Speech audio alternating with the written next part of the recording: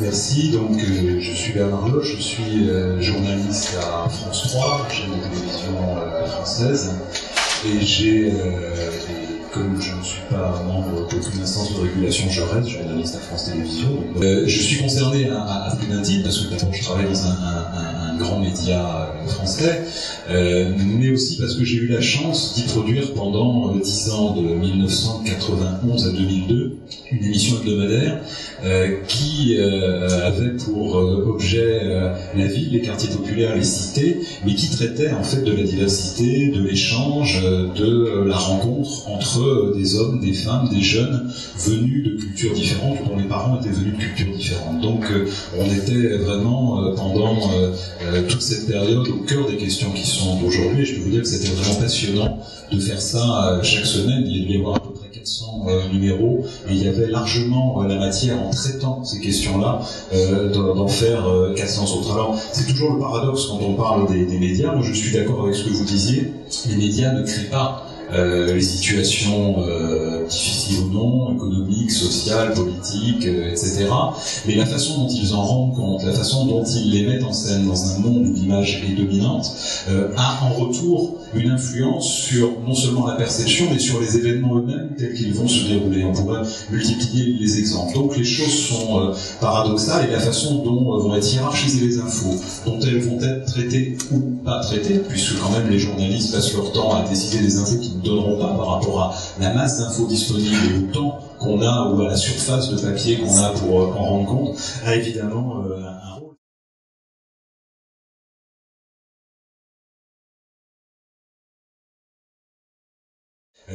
Il faut quand même s'arrêter une minute sur le traitement habituel des médias. Je vais parler des médias français, bien évidemment, et en particulier de la télévision, mais sur les questions qui sont au cœur de notre réflexion depuis hier, en particulier sur la question des migrations et de l'immigration. C'est une question qui est traitée, à quelques exceptions près, uniquement par le prisme du problème, du drame, de la crise. Tout ce qui a trait à cette question, en particulier l'échange, est perçu sur le registre du problème, de la menace, et avec une référence, je pense, qui est dominante, c'est eux et nous. Et je pense que c'est ça qu'il faut casser aujourd'hui. Quand on a eu le traitement, vous y faisiez allusion, des différentes crises ou révoltes dans les quartiers populaires, dans les banlieues, tout a été traité sur cet angle-là. Il y a eux et nous.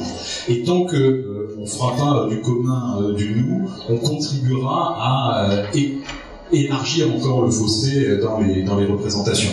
Et le paradoxe, c'est que assez régulièrement, des chaînes vont faire un sujet estampillé positif, dit positif, mais vont souvent le faire maladroitement, vont le faire d'une façon un petit peu condescendante, et on restera encore dans le eux et nous, même quand on dira regardez-les, ils réussissent aussi. Je pense que c'est peut-être même encore pire. Donc ça, c'était le premier point.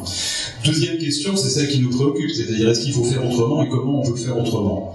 Moi, j'ai donné l'exemple d'une petite émission qui a existé dans un coin de grille des programmes, mais bien évidemment, c'est aussi que je pense que ça renvoie à une question qu'on aborde aussi depuis hier, qui est celle de la reconnaissance dans les pays de l'Europe, mais je pense en particulier en France, de la reconnaissance de la diversité, de la richesse que produit la diversité. Moi, je pense qu'on est peut-être le pays qui a la plus grande diversité de population en Europe, en tout cas une vraie diversité, et que ça doit être vécu comme une richesse, et qu'on peut puiser dans cette diversité, qui est pour moi une vraie identité de la République française. On peut puiser dans cette diversité toute une série de sujets qui vont porter la reconnaissance, le respect et la connaissance de tous ceux qui sont sur le sol d'un pays.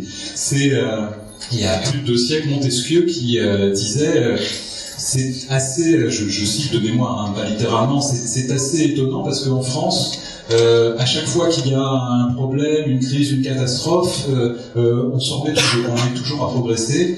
Et si j'essaye, moi, c'est Montesquieu qui parlait, d'analyser, de voir pourquoi on s'en sort toujours, et ben je crois que c'est parce qu'en France, il y a une diversité qu'on ne trouve pas ailleurs. Donc la diversité de la France, c'est pas quelque chose de récent. C'est quelque chose qui a bougé. Les diversités d'aujourd'hui ne sont pas les mêmes que les diversités du temps de Montesquieu. Or, si on occulte une partie de ce qui fait l'histoire du lieu dans lequel on est, si on occulte ce récit, on ne crée pas les conditions pour que les gens puissent se retrouver. Et je pense que que ça plaise ou non, la colonisation, l'esclavage, l'histoire de l'immigration, des immigrations successives, ça fait partie de l'histoire de France.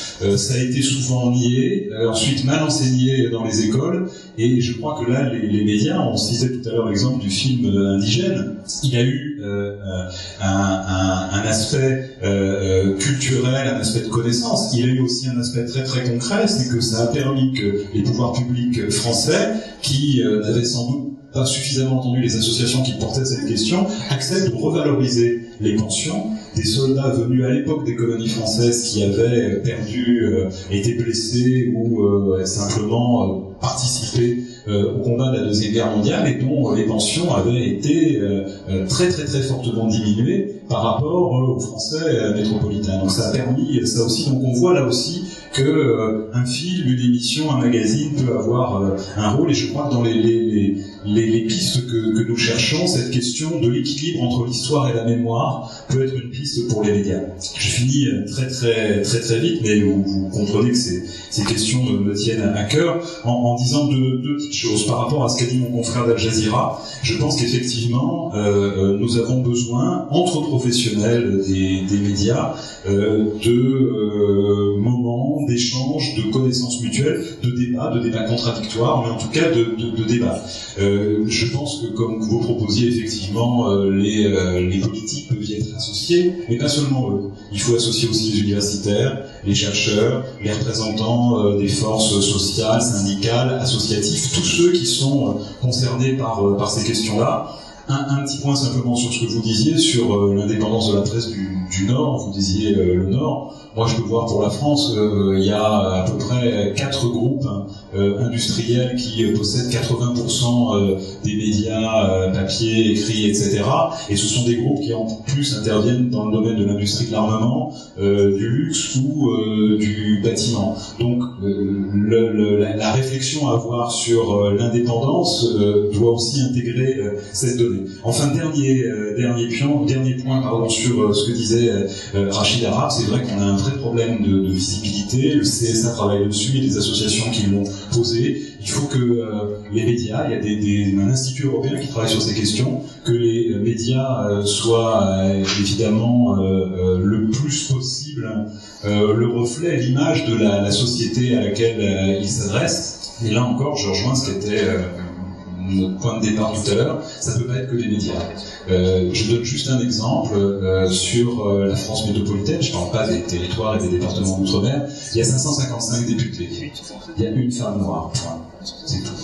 Il n'y a aucun député pour aller vite, qu'on pourrait dire d'origine à l'Assemblée nationale. Non, j'ai dit de la France métropolitaine et des députés de Guyane.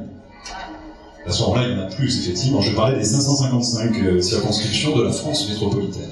Une femme noire, pas d'homme, pas de personne, on va dire, pour aller vite, d'origine de l'Afrique subsaharienne ou de l'Afrique maghrébine ou de l'Asie, alors que c'est la réalité de la société française.